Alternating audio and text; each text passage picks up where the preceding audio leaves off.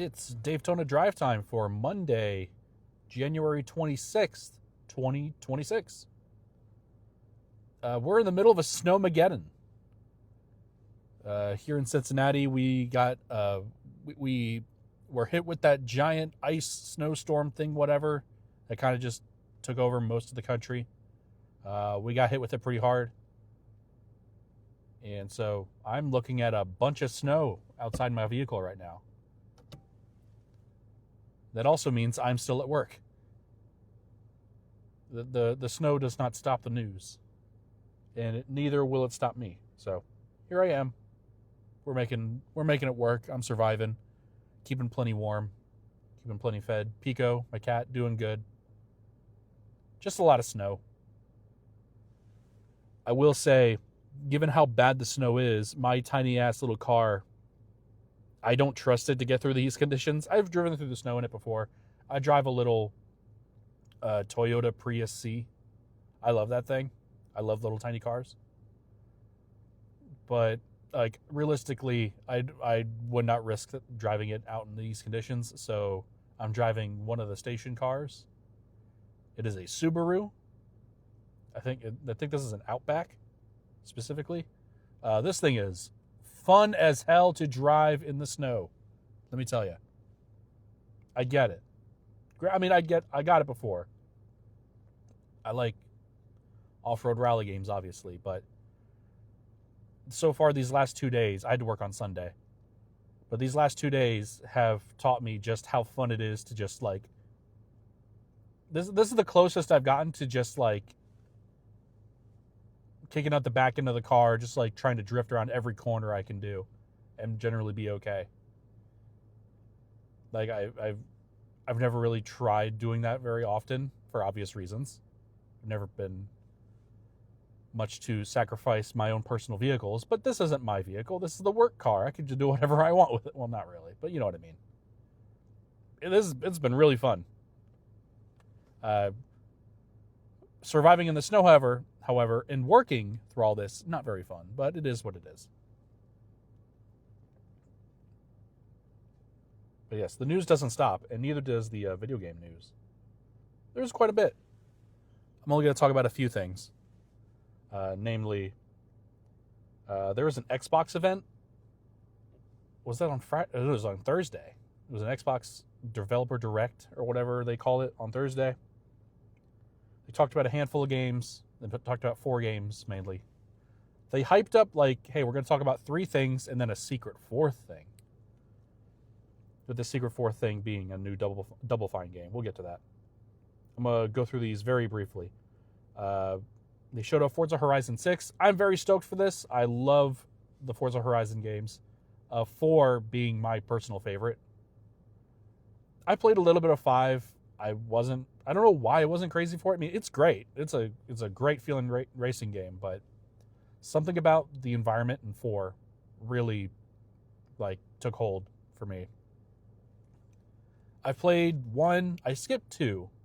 Because 2 kind of came and went for me. Like, I didn't have access to an Xbox at the time.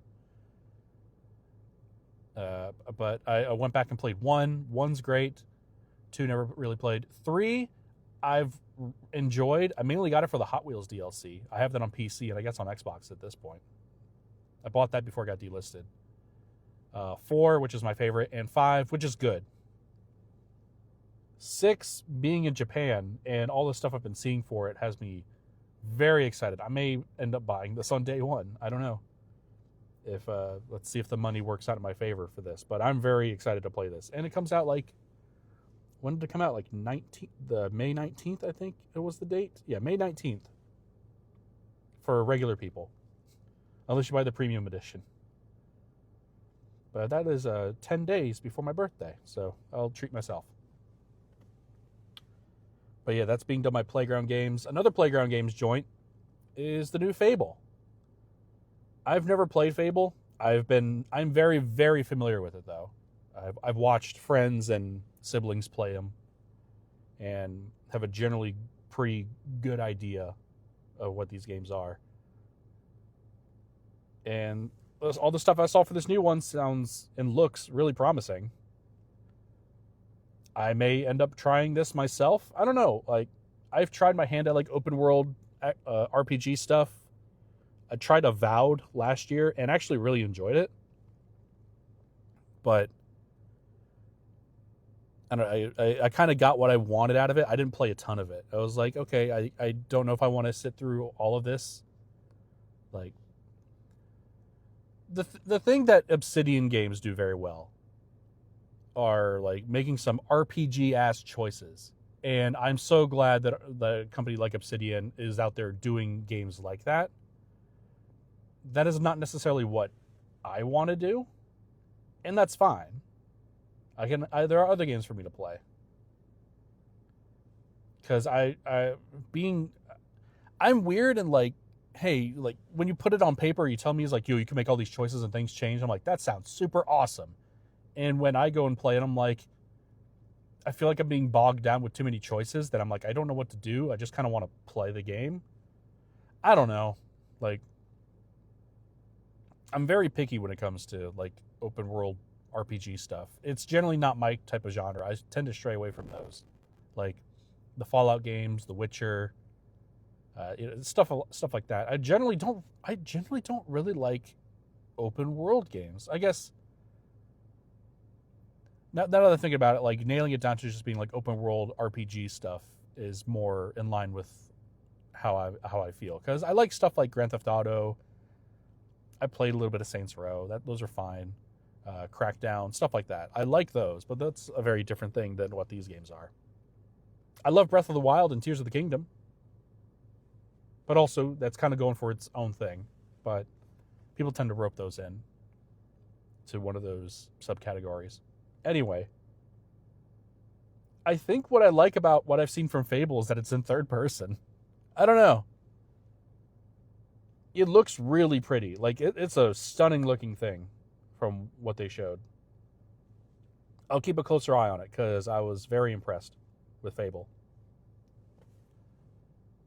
The other thing, Game Freak, the people behind Pokemon, are making a game that looks more modern.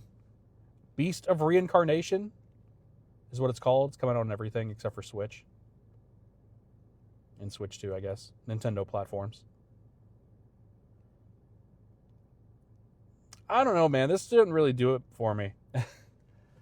I'm super happy Game Freak is doing stuff that's not Pokemon. They should. They should be allowed to like spread their wings and do whatever they want. You know, they're the people that made Pokemon. Like, I feel like they get carte blanche to just do like, hey, you guys made the biggest media property in the world. You can do whatever you want. Like, they should be allowed to make whatever they want. And they wanted to make this, and I'm happy for them, but like, I'm not really that interested in it. I know the visual style, it's a very pretty looking game, but like the visual style, like, I don't know, there's been so many of these like action RPG type games that have been coming out over the last few years. I think of stuff like Stellar Blade or La Soul Aside, or you kind of know what I'm talking about. They all kind of have a very similar visual aesthetic with these like hyper realistic anime styled characters, and they look great, but like, I don't know, like I'm not particularly, they just look boring to me, you know? I don't know. I don't know, man. I'm just not, like, I see something that looks like this, I'm just not interested in it. I don't know. It seems to be a trend with like certain developers making stuff like this. I mean, it's popular for a reason. Like, they look great, but I don't know. I'm just not into it. Who knows? Maybe it'll be amazing, and I'll play it just purely by word of mouth and just being like, okay, I guess I'll try it. It is Game Freak. That's all I can really give it. At least they're trying something. They're doing something not Pokemon, and I'll keep an eye on it purely for that reason. And then the last thing was that Double Fine game. Is that, as Video Games Chronicle describes it, a pottery-based multiplayer party brawler. It's called Kiln. And it looks cute. It looks neat. It looks like a really fun, like, little, like, multiplayer party game. I'm into it. I'd play it. Don't necessarily know if I'll buy it. But seeing this announcement kind of made me have like a full realization of how I feel about Double Fine. Double Fine is a company where I am so glad they exist, but I struggle real hard to be excited for whatever they make. Like, I want to tell myself, they're like, oh, sick, the new Double Fine game. But, like, do I ever play them? Like, not really. Do I have a drive to play them? Also, not really. Like, if anything, nowadays, I kind of use Double Fine as a barometer to just figure out, like, how is the industry doing? Like, the industry's in the shitter right now, but is Double Fine okay? They are? Okay, cool. We'll be all right. Especially when they're a studio that is owned and have the backing by Microsoft, that they get to continue to exist and do stuff like this. Like, that's great. I'm so happy for Double Fine that they get to continue to exist and they get to make stuff like this. Because I feel like time is fleeting. I'm not saying Double Fine is on the chopping block. I can't imagine they are. But I want to embrace these and appreciate the release of these games as much as I can before they are not around anymore. You know, because they seem to be the only ones doing it. But for me personally, I just like the games themselves, I'm just like, I just don't really have an interest in wanting to play them. And that sucks because I want to support it. I want to support them. They're like the Waffle House of gaming. If as long as Double Fine's doing all right, we'll be all right. But yeah, that was pretty much it for the Microsoft thing. What else? They showed off. Nintendo had a direct over the weekend about the Mario Galaxy movie that's coming out. Did they actually give a date for the movie? They showed off a trailer with Yoshi in it. And it's got Birdo. And apparently Mauser's in it. That's neat. Let's see. Mario Galaxy movie set to release on April 3rd. That's not far. That's pretty soon, actually. I mean, I'll probably see it. I've seen all these other recent video game movies. I saw the Sonic movies. I saw the last Mario movie. That Mario movie was just all right. It was a movie made for kids. And I realized that. But, like, at the end of the day, I don't think I needed to see it. It didn't really do anything for me. But I'm glad that it's doing a whole lot for people who want to see it. It's doing a lot for the kids. Happy for them. Happy for the kids. They get something they can enjoy. I'll always be a fan of these live-action Sonic movies they're making. I think those movies are excellent. As someone who's like I guess I'm a Sonic fan. I don't know. I'm more of a Sega fan than a Sonic fan. I don't play all the Sonic games. But I do have I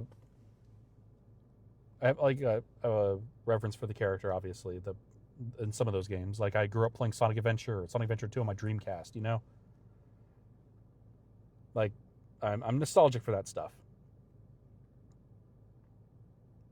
But it's insane that the movies, not only do they hit, but they fucking go for it, you know? Like, that third Sonic movie, like, absolutely blew away my expectations. Like, I was so impressed with that movie. I don't know how to describe it. Like, it was like it was a loose adaptation of Sonic Adventure 2. To the point where I'm like the music cues, the set pieces, all that stuff, and I'm just like, God, that movie hit me so hard. I was enjoying myself the whole time in that theater. Just watching this all unfold. Like, I can't believe I'm watching a movie, essentially, of Sonic Adventure 2. Like, I fucking loved this game growing up.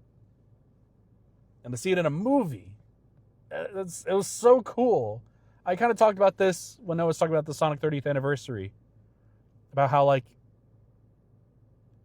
like listening to the series music like choked me up a little bit.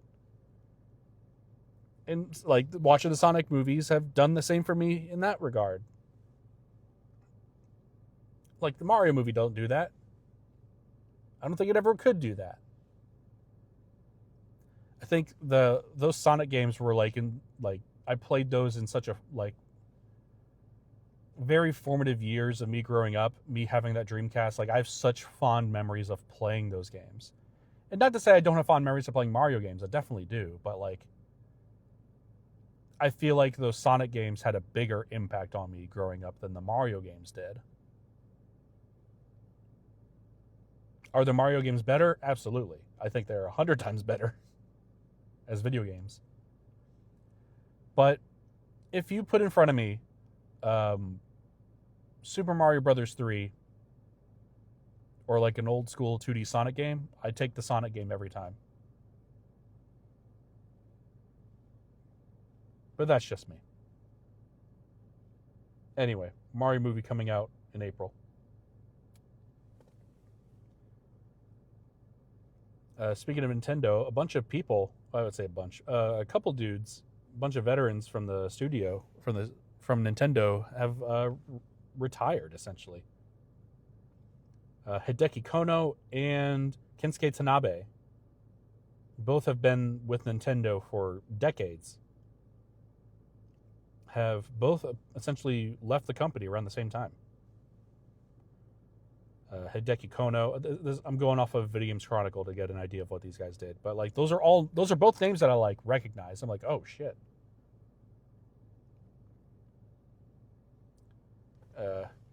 From Video Games Chronicle, Hideki Kono, age 60, a veteran designer and producer at Nintendo who joined the company in 1986, assistant director on Doki Doki Panic Mario USA, in Mario 3, where he worked as a level designer.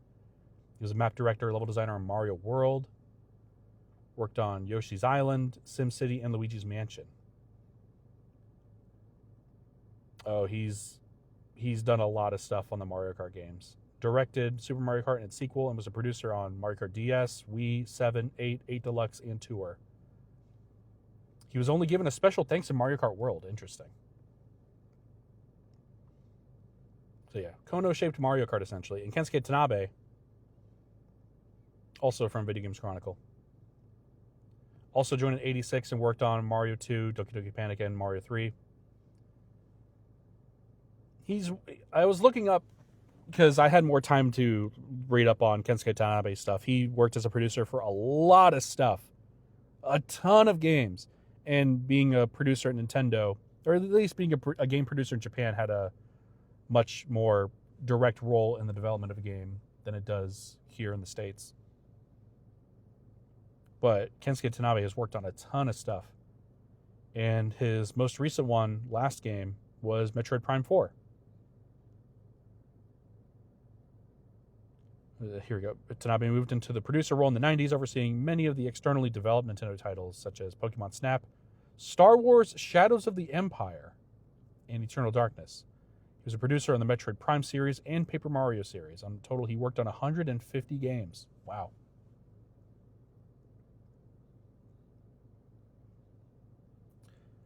Those big creative guys at Nintendo, they're getting up in age.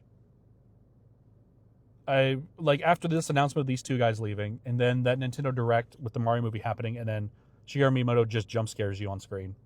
You realize, like, oh, fuck. This dude's fucking old.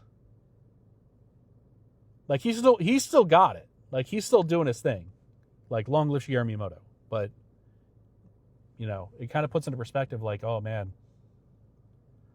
Like, on the creative, like, Nintendo side of things, these guys aren't going to be there for much longer, I don't think.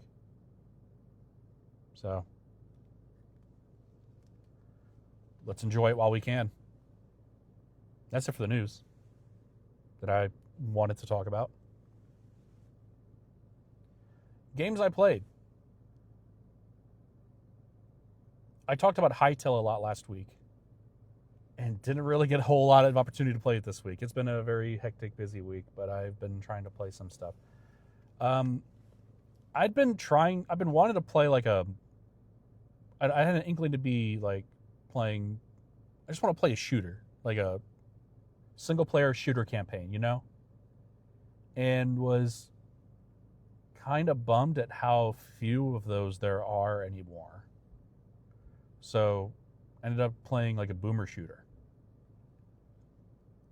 And what I ended up with was a Warhammer 40K bolt gun.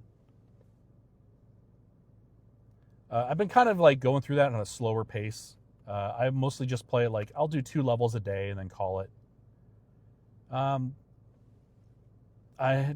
not really following much of the plot, much of the story or anything like that. It's all done through like text dialogue in like the corner of the screen for the most part. So can't say I've been following it too closely, but I've been enjoying the hell out of the gameplay. I think it's really fun. Visually, it's like they're trying to do like the Doom style boomer shooter, like with the like 2D sprites and 3D environments, stuff like that. Like aesthetically, they're going for a more like build engine Doom style game. But gameplay wise, it feels way more like Doom 2016. And that feels really cool. You got your standard like basic machine gun weapons, your shotguns, your rail guns, grenade launchers, rocket launchers, stuff, plasma launchers, stuff like that. And then you also have a chain sword, which acts as your melee. And you hold down the melee button to charge up. He doesn't really charge, you just hold it down and you just like it starts revving.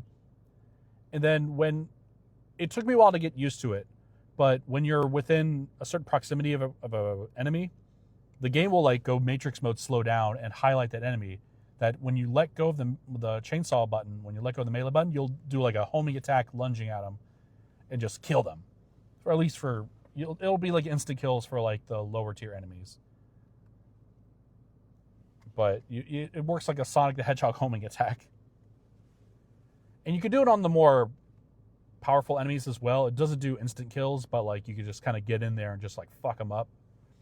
Like do your homing attack with the chainsaw, do some damage, be in there with a shotgun and just like unload and then just jump out of there. For being a Warhammer Space Marine with heavy armor, you are surprisingly nimble. Like it is a fast game, like as you would expect from a game like a boomer shooter like this. The jumping reminds me of Halo, where it's like very floaty, which is very surprising. So like you're super fast, your jumps are super floaty, and you have this like really generous homing melee attack. And the shooting feels really good too. I hope it would. Like if it didn't feel good, I probably wouldn't keep playing it. The environments look also like aesthetically look really nice. They do this weird like CRT type shading. I don't know how to describe it. It's like I see a lot of like pixelated retro style games kind of go for this like shading style. I don't know what I would call it though. It's like a weird dithering effect that you'd see on like the corners of the screens, or like when you get closer to like certain structures, or like the way the lighting is. It goes for a lot of that. It looks nice for what they're doing. I do think a lot of some of the levels I've done already are very maze-like, and a lot of the environments, when you're inside those like giant structures that are pretty much mazes, a lot of the stuff just looks very similar, so you can get turned around really quickly.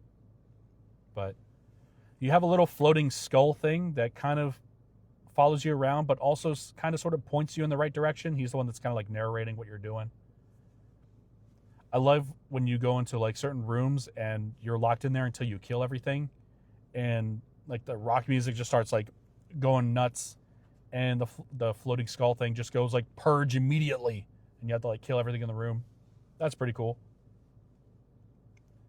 But yeah, I've been kind of going through that in a slow pace. It's been hitting the dopamine real nice, like playing it with like 2 levels a day, calling it, and then there's also like a fun little like horde endless mode, and that's been fun to dabble with too. I'm like, I don't feel like playing a level. I'll just do like a little horde mode thing, and that's fun too. There is no multiplayer in this game. I was really shocked. Like, there's no co-op or anything. It's just a single-player game, which I guess in the long run, like, it would be fun to play the horde mode with a friend, but playing a single-player like shooter campaign has been really refreshing as of late. And they're also making a sequel, which is very cool. I'm happy that the team gets to make another one, or that there was enough of a response to make another one. And I guess a few months ago, when they announced the sequel, they're all like, oh, we're also doing a spin-off that's like a Typing of the Dead kind of thing, but with this game, and it's free. So I guess I own that too. So I have to try that out someday. But yeah, Warhammer 40k bolt gun. It's a pretty good one of those. And then over the weekend, anticipating the snowy weather, I bought a game called Easy Delivery Company. I guess you could describe it as a cozy game. You're a weird little cat thing in a snowy mountain town, and you're just delivering packages. And I watched a video of it like a few months ago, and just kind of had that game on the back of my mind, being like, oh, that actually looks really fun to just drive around. The way that you're driving a little K truck around, and you have to like be careful with like transporting your goods to your destination. But the way that the vehicle physics are and the handling, it looked really fun. So it was on sale this past weekend. I picked it up and just dabbling it with it here and there. And yeah, it's just a fun little thing to just like relax with. I like having driving games where I could just like relax. So that's been fun. Honestly, I think I played that for about an hour and a half. I'm still playing some more of it. Need to play more of it. Also going through more of Baja Edge of Control HD. I boot that up on occasion. Because some of those, like, whenever you do, when you're in career mode, you'll have like a certain set of objectives where it's like, okay, here's like your 4-race Grand Prix, here's a 5-race Grand Prix, here's a 6-race Grand Prix. Like, okay, I'll do a couple of these or whatever. If you quit the Grand Prix after like you do like, it's a 4-race Grand Prix and you do 3 races, you're like, okay, I'll finish this off later. No, it resets the whole Grand Prix. I've done this so many times where I'm like, I'll finish a race, and then if you hit B instead of A, it'll back out to the main menu and you have to start the Grand Prix all over again. Like, mispressing one button will reset all of your progress for that Grand Prix. It's infuriating. But at least the driving is good enough where I'm like, okay, I guess I'm driving more. But still, that is a boneheaded development decision. I've had to redo so many fucking races and Grand Prix because when a little thing pops up on screen, like I instinctively just want to hit B to back out of it, and it just like resets all progress. One button press. There's no other prompt. It's just like, oh, you're out.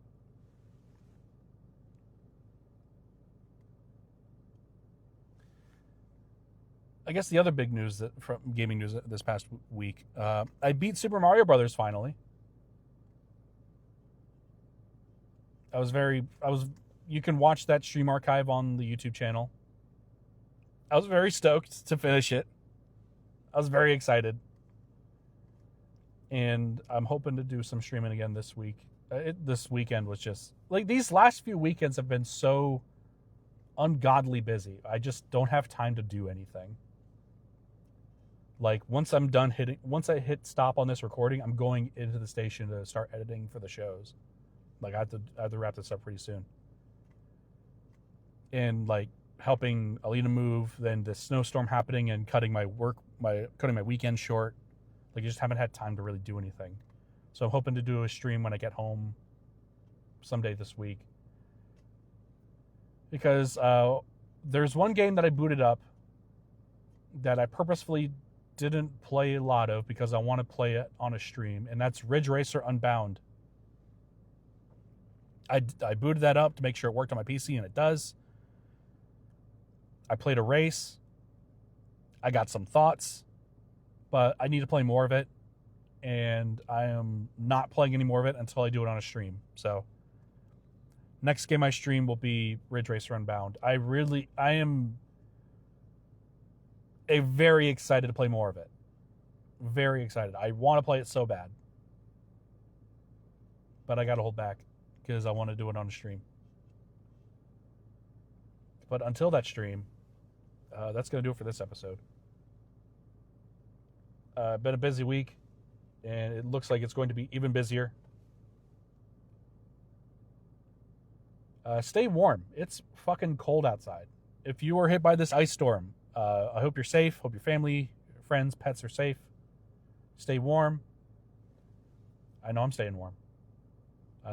Hey, stay inside. Play video games. Video games are cool. Anyway, that's going to do it for the show. We'll see you next week. Stay warm. Take care.